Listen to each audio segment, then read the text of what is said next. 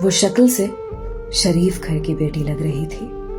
میں پاس گیا, میرے قریب ہو کر بولی, چلو گے صاحب؟ میں نے پوچھا, کتنے پیسے لوگی؟ کہنے لگی, آپ کتنے دیں گے؟ میں نے اس کی نیلی سی آنکھوں میں جھانک کر دیکھا, وہ بے بس سی تھی. میں نے بولا, آؤ کار میں بیٹھو. وہ ڈر رہی تھی. کہنے لگی, کتنے آدمی ہو؟ میں نے کہا, ڈرو نہیں, میں اکیلا ہی ہوں. وہ خاموش بیٹھی رہی. پھر کہنے لگی, آپ مجھے سگریٹ سے اذیت تو نہیں دو گے نا؟ میں مسکرایا, بالکل بھی نہیں. پھر اس نے ایک لمبی سی سانس بھری. آپ میرے ساتھ کوئی ظلم تو نہیں کرو گے نا؟ آپ چاہے مجھے 500 کم دے دینا, لیکن میرے ساتھ برا نہ کرنا پلیز. وہ بہت خوبصورت تھی. معصومیت اس کی باتوں سے ٹپک رہی تھی. پھر بھی خدا جانے وہ کیوں جسم بیچنے پہ مجبور تھی. وہ نہیں جانتی تھی میں کون ہوں. میں نے پوچھا, کھانا کھایا ہے؟ کہنے لگی, نہیں. میں نے ہوٹل کے سامنے کار روکی. ہوٹل والا مجھے جانتا تھا. اس نے جلدی سے کھانا پیک کیا, مجھے دیا. میں کار میں بیٹھ گیا. میں اپنے ڈیرا کی طرف چل دیا. چوکیدار نے دروازہ کھولا. میں نے کار پارک کی. رات کے 11 بج رہے تھے. وہ مسلسل میری طرف دیکھے جا رہی تھی. میں نے کھانا پلیٹ میں ڈالا. اسے کہا, ہاتھ دھو لو. وہ کہنے لگی, میں نے نہیں کھانا. میں نے پیار سے کہا, ڈرو نہیں, کچھ نہیں ہوگا. وہ ہاتھ دھو کر آئی, میرے سامنے کرسی پہ بیٹھ گئی اور کھانا کھانے لگی. جب کھانا کھا لیا تو کچھ کھانا بچ گیا. کہنے لگی, یہ میں گھر لے کے جا سکتی ہوں؟ میں مسکرایا, بالکل بھی نہیں. وہ چپ ہو گئی, برقع اتارنے لگی. میں نے کہا, رک جائیں, میرے پاس آ کر بیٹھ جائیں. وہ حیران تھی. میری آنکھوں میں دیکھ کر بولی, جلدی سے اپنا کام کریں, مجھے واپس چھوڑیں. میں نے کہا, نہیں پوچھوں گا. کیوں کرتی ہو ایسا؟ کیوں بیچتی ہو جسم؟ بس اتنا کہوں گا, چھوڑ سکتی ہو کیا یہ سب؟ وہ میرے چہرے کی طرف دیکھنے لگی. آپ پاگل لگ رہے ہیں مجھے. میں نے اس کی آنکھوں میں دیکھا. ہاں, پاگل ہی ہوں میں. سب پاگل ہی سمجھتے ہیں مجھے. وہ کہنے لگی, اگر کچھ کرنا نہیں ہے تو مجھے واپس چھوڑ کر آؤ. میں نے اس کے سر پہ ہاتھ رکھا.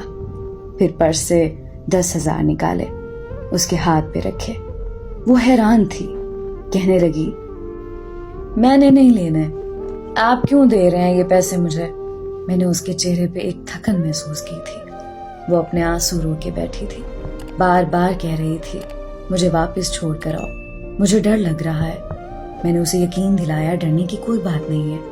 اچھا بتاؤ نا, بہت درد دیا زندگی نے. یہ سننا تھا. اس کی آنکھیں نم ہو گئی تھیں, جیسے کوئی قیامت گر گئی ہو اس پہ.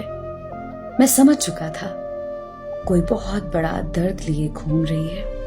دروازہ کھولا, کانپتی آواز میں بولی, مجھے چھوڑ کر آؤ واپس. میں نے اسے بیٹھنے کا کہا. بتایا, میرا نام مصطفیٰ ہے, ڈرو نہیں, خود کو محفوظ سمجھو. اسے جب یقین ہو گیا پریشانی والی کوئی بات نہیں تو بتانے لگی, شوہر مر گیا, 3 بیٹیاں ہیں, سسرال والوں نے نکال دیا, ماں باپ فوت ہو چکے ہیں, بھائی کوئی ہے نہیں. ماموں کے گھر آئی, ماموں کے بیٹے نے میرے ساتھ زیادتی کی. میں نے جب مامی کو بتایا تو سب نے مجھے غلط کہا. مجھے دھکے دے کر گھر سے نکال دیا. دور کے رشتہ دار نے ایک بڈھے سے میری شادی کروائی. اس کے بچے بھی تھے. اس کے بچوں نے مجھے بہت ذلیل کیا.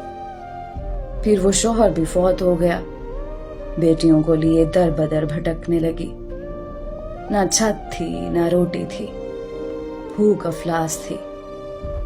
سڑک پہ کھڑی تھی, ایک صاحب آئے, کہنے لگے, 1 گھنٹے کے 5,000 دوں گا. نہ چاہتے ہوئے ماں کی ممتا, حالات کی ستائی ہوئی, کیا کرتی. آخر چل دی. اب ہر روز جسم بیچتی ہوں. کرائے کا گھر لیا ہے, بیٹیوں کو اکیلا چھوڑ کر آتی ہوں. کیا کروں؟ بہت بار سوچا خودکشی کر لوں, لیکن बेटियों को देखकर हिम्मत नहीं होती। वो रो रही थी। मैं जमाने की बेहिसी महसूस कर रहा था। उसके सर पर हाथ रखा, उसे कहा, तुम्हारा भाई है आज से, तुम अपनी बेटियों को लो और मेरे डेरा के ऊपर वाले एक रूम में रहो। वो यकीन नहीं कर पा रही थी। कार में बिठाया, उसके घर पहुंचाया। बेटियां सोई हुई थीं, बहुत प्यारी थीं। गोद में उठाया, दिल को सुकून मिला। वो मुसलसल रोए जा रही थी। मुझे कहने लगी, आप फरिश्ते हैं? आप कौन हैं? मैं उसे अपने ऑफिस ले आया। वो दुआएं देने लगी। झोली उठाकर ना जाने कितनी दुआएं देती रही। मैंने उसे कहा, जाकर सो जाएं। अपने डेरा में गया। मेरे सामने से वो चेहरा गुजरा जो एक लड़की अपने शौहर से झगड़ा कर रही थी।